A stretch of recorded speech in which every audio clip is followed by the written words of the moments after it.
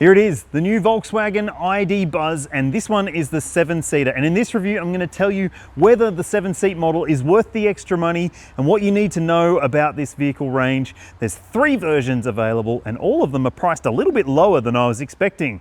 But will the price be right for you? Stay tuned and you'll find out whether this might be the right car for you as well. If you haven't already, like, subscribe, and ring the bell, and let's get to it.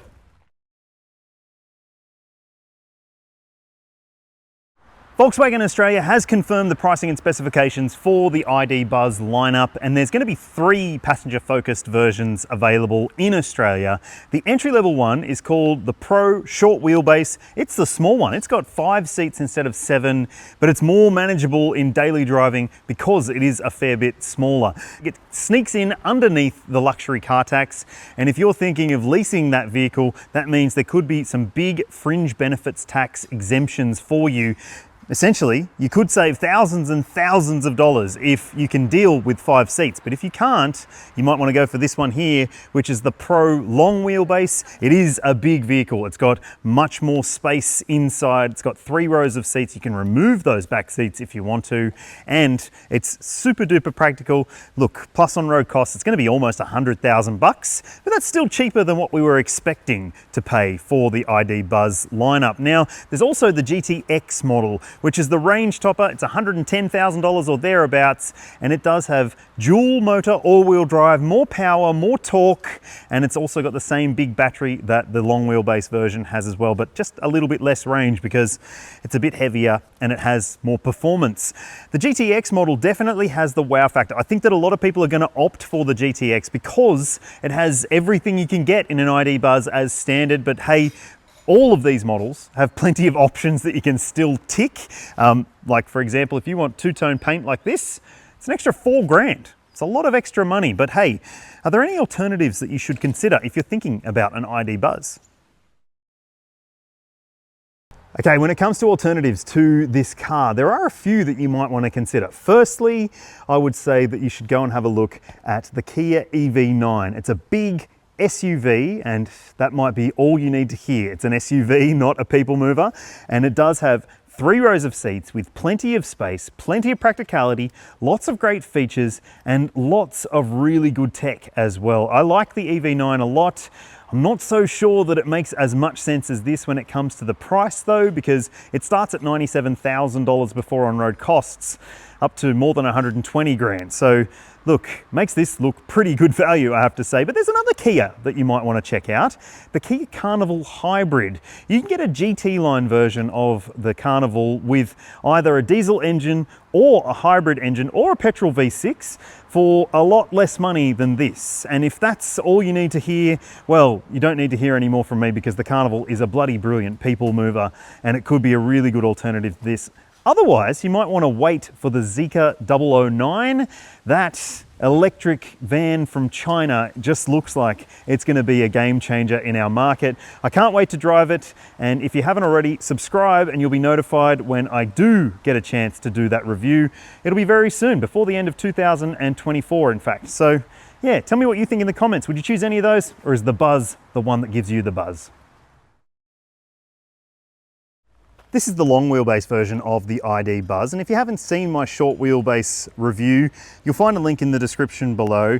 This is a much bigger vehicle, 250 millimeters longer than the short wheelbase, and you can see it is all wheelbase. The front end design still looks the same, but the gap between the front and rear wheels is huge, about 3.3 meters. And yes, you do get dual electric sliding doors. I'll show you the interior in a sec. This one has the 20-inch wheels with nice chubby higher profile tires, which do help it ride a little bit better than maybe the GTX, which I'll tell you about in the other review. This one is a nice looking design, and I really like the back end design. I also like this minimalist style badging. And let's have a look in the boot and see what we are dealing with here. And yes, we are dealing with heaps of practicality. That is a very usable 3rd row up level of space. Maybe not like Kia Carnival levels of good, but it is a rear-wheel drive vehicle, so it doesn't have the capability to necessarily have as much usability as the Carnival. But as you can see, it's got a little shelf here, which is fantastic to put your luggage on top of. There's little shelves underneath as well with your charge cables. Let's see what's in this one. Ooh, some snacks. And also it's got some other handy features in the back. There's these little shopping bag hooks, a 12 volt, and there's other stuff that you can't access when you've got the shelf in play. So I'm just going to put the seats down. We can have a look at it with 5 seats up. And there we go. That is a very usable amount of space if you have it set up as a 5-seater, and it's just a very usable design. I think that this is a very practical car. It's got a really big opening to the boot as well, so it means that there's not much in terms of lifting up and in, and you've got lots of height to play with if you need to load larger items in the back. And I'm going to show you the third row space shortly, but just have a look at those little details on the armrest there. Very, very cute. All right, let's jump inside and take a look. Yes, that's the GTX there, and I'll show you the interior of it in my other review, but let's have a look at the interior of this Pro version. Look at it. I think it's bloody fantastic. It's got a beautiful design to it. This finish in here with the yellow trimming on the seats, on the doors, it just looks so good, and it looks like retro, but not kitsch retro in my opinion. You'll have your own thoughts, I'm sure, but let's have a look at the steering wheel. Yes, you still unfortunately get the haptic controls on the steering wheel, which is not as user-friendly as some other vehicles in the Volkswagen lineup these days. Your gear selector is up here. Obviously the steering wheel will be on that side, and the selector will still be on that side when you sit in the car in Australia. A small digital instrument display, but it is relatively info rich. There's a bit of info that you can get on there, and I've just accidentally turned on the steering wheel heater.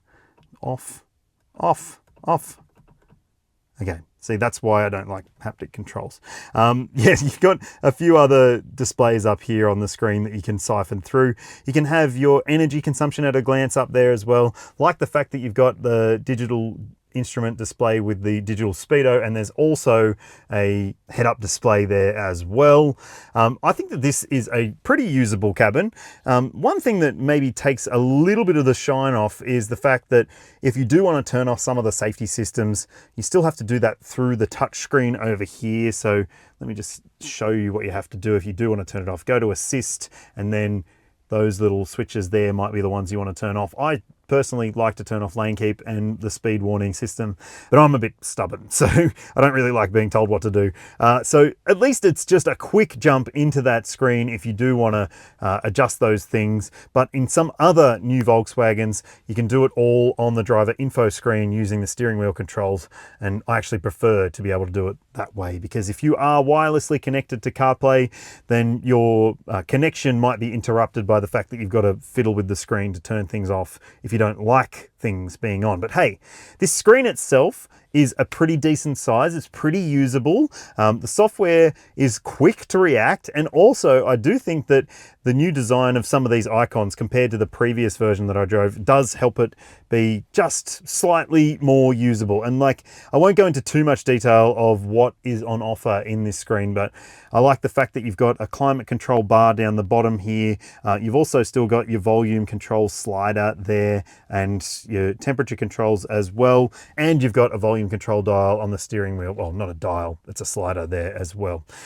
So other things I would like about it include this wireless phone charging dock in front of the driver. It's really handy and very quick as well. It secures your phone in place in there quite sturdily, I would say. There's also USB-C ports there as well, and as you can see, there's plenty of practicality in terms of the storage in here. You've got those tiered storage compartments in the doors with USB-C ports in the doors as well, so you can charge your phone and leave it in that little caddy. There's also this center caddy section here, which has an adjustable cup holder thing, and it's also a bottle cap popper, because not for beers. Well, you can use it for beers if you want, but it's actually for water bottles, because lots of them in Europe tend to come with a cap rather than a twist top. And there's also an ice scraper in there, which maybe isn't going to be as useful in Australia, but it depends where you live, I guess, or if you're one of those people who likes to go to the snow. So that is a pretty practical space. There's also another really handy set of cup holders here with a storage compartment in front there if you're using those cup holders. And I think that it has plenty of great features. Besides that, you've got electronic door popper control, so you can open the rear doors using those buttons there. And up above, you've also got this connected services, so you can do an SOS call if you need to, and it'll actually call the emergency services if you are involved in an accident, at least for the European spec models. Not sure if that'll come to Australia. Now, this car also has this sunroof in here. It's a very big glass roof.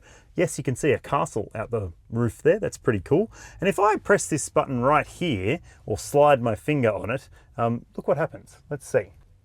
Yes, at the flick of a switch, or actually the stroke of an haptic controller, it will actually change between light and not. So not opaque and not opaque. Your kids are going to love that. In fact, it might be annoying because your kids will love it so much. All right, let's check out the back seat space, shall we? So I've just sat myself into the second row seat, and when I want to close the door, I can just press that button there and it will electrically close, which is very handy. Now, this car does have a few really great features inside. Like, you've got these flip up tables, which are really, really handy. There's a cup holder in there as well. You've also got these device pockets up the top, and you've got map pockets as well. So it is a practical space in terms of what the kids might want to be keeping on board with them at all times. There's also these nice big caddies in the doors, again with a USB-C port in there. And yes, you can also open the windows in the back of this car. Lots of vans don't necessarily allow you to open the back windows, but you can here.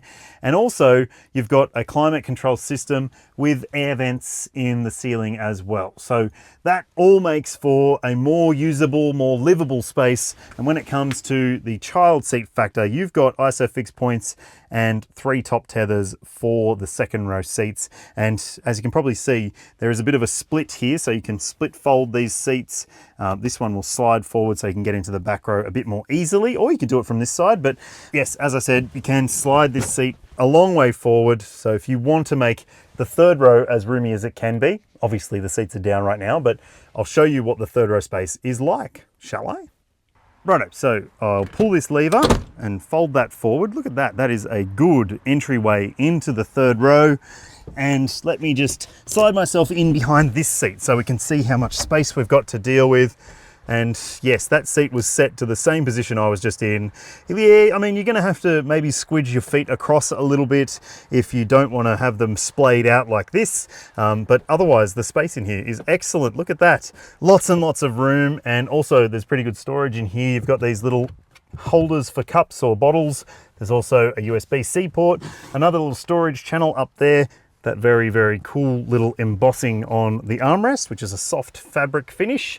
And same over here, lots of storage and a bottle holder down there too, and vents in the third row and lights as well. So it is practical. There's no denying that. This is a very practical 3-row vehicle with immense levels of space. I can't even see the front. It's that far away. It's a very, very big car. There's not actually all that much to see under the bonnet of this car because it's not really a bonnet. It's a fully electric car. You can fill up your washer fluid there, but look, it has a rear-mounted electric motor. We're talking 210 kilowatts and 560 Newton meters, which is way more than the early versions of the Buzz, which had a much, much lower output. And if you want or need all-wheel drive and you need more power, then the GTX model might be the one that you could go for. But hey, you'll have to watch the review of it. The link's in the description. So when it comes to charging for the ID Buzz, your charge port is here on the rear driver's side. Well, it'll be on the driver's side in Australia. It's not on the driver's side in Europe. This is the wrong-hand drive. This is a big vehicle, so you will need to pay attention to where the charge port is when you're parking at a charging station or at home. Now, Speaking of home, you can charge this car at up to 11 kilowatts on AC charging. That'll need 3-phase power in Australia. So look, that might be something you need to factor into your expenses if you're considering this car, if you don't already have a high output charger at home, but it's still relatively quick to charge this big battery up. And if you're wondering about DC charging, yes, of course it's a Type 2 combination plug. And that means if you need to rapid charge for the long wheelbase version and the GTX, it can do it at a maximum of 200 kilowatts. The short wheelbase one, just a little bit less at 185, but it also has 11 kilowatt AC charging for that model as well. So what about the battery? Well, it's a big one. It's a big one for this long wheelbase version, 86 kilowatt hours of usable battery. And for the short wheelbase one, yeah, it gets a slightly smaller battery, but it's a lot lighter, that vehicle, because it's so much smaller. So there's not that much difference in terms of the range on the WLTP standard for Europe. We don't have the Australian numbers just yet, but stay tuned. When I drive this car in Australia, I'll do an updated review and you'll be able to see just how much range this thing has and the other versions of it as well. So, time to go for a drive in the ID Buzz Long Wheelbase Pro.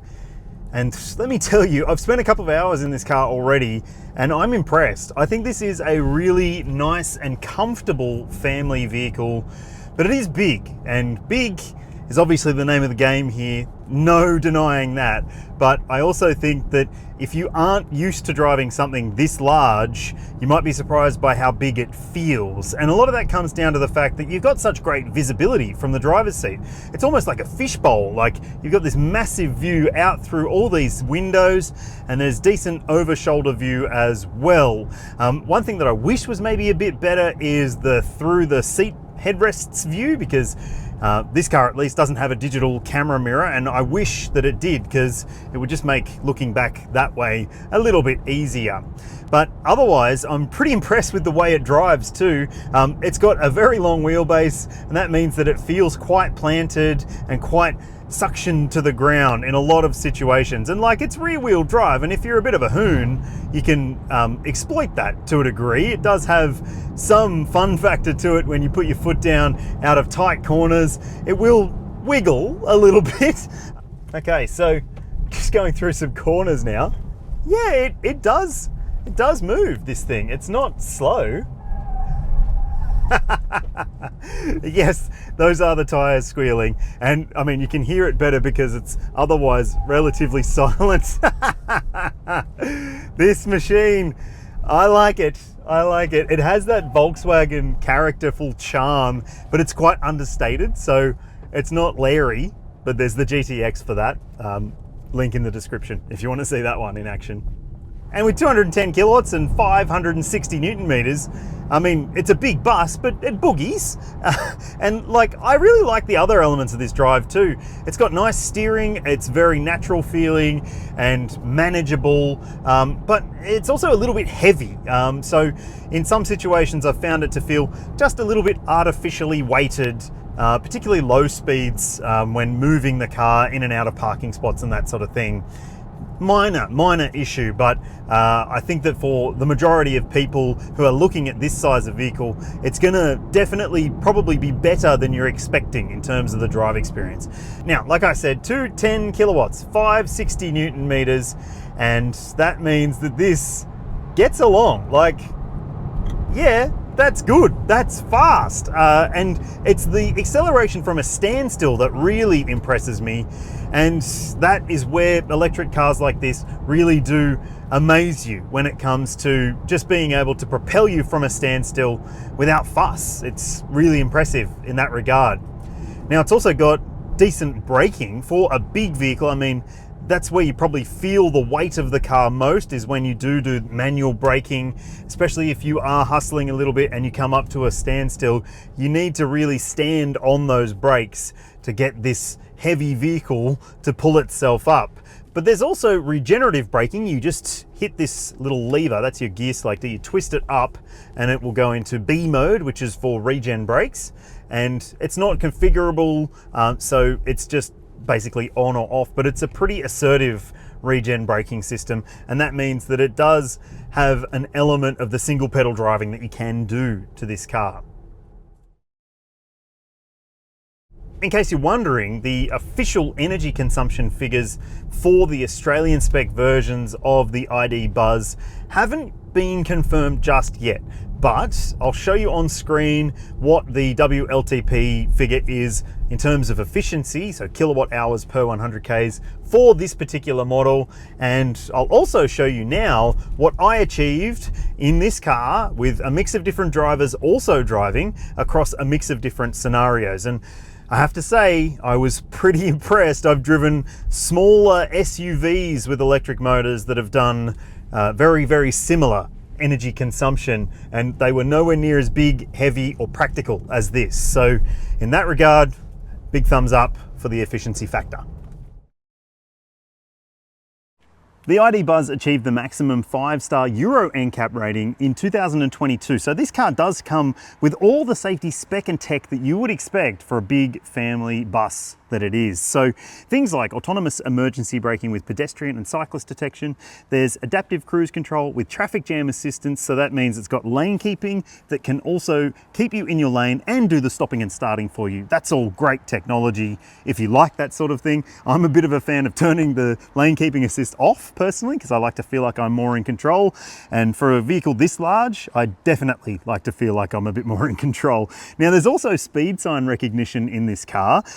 And it's one that I like to turn off too, but thankfully it's not as annoying as some of the other cars that have that feature, and it is a little bit simpler to turn off than some of the other vehicles, which really frustrate me. Now there's also other great stuff in here, like blind spot monitoring and rear cross traffic alert. There's also parking sensors front and rear with an auto braking function to them, so they will stop the car if they think you're going to hit something or someone in the vicinity of the vehicle. There's a surround view camera as well, and of course it comes with heaps of airbags, dual front, front side, front center, full length curtain. It is a bit of an airbag festival, and it's a very big bus, so it should be. Volkswagen Australia offers a 5-year unlimited kilometre warranty for its model range. This car won't be any different. And when it comes to the battery warranty, that's still not confirmed for our market, but I would expect an 8-year battery warranty. That's pretty much the industry norm these days. Now, when it comes to maintenance, those costs aren't confirmed either just yet. You'll have to wait and check out my detailed review of the ID Buzz when it arrives in Australia, and I'll know all those details. So if you haven't already, please subscribe and ring the bell, and you'll be notified when that review comes out. This is a big family-friendly electric van, and if you are looking for something that ticks that box, maybe you were a previous multi-van buyer and you're looking to electrify, it's the right car for you if you're that person. Tell me what you think in the comments section below. Do you like it? And would you buy one? I'd love to hear from you. If you haven't already, please subscribe. I'll see you in the next one.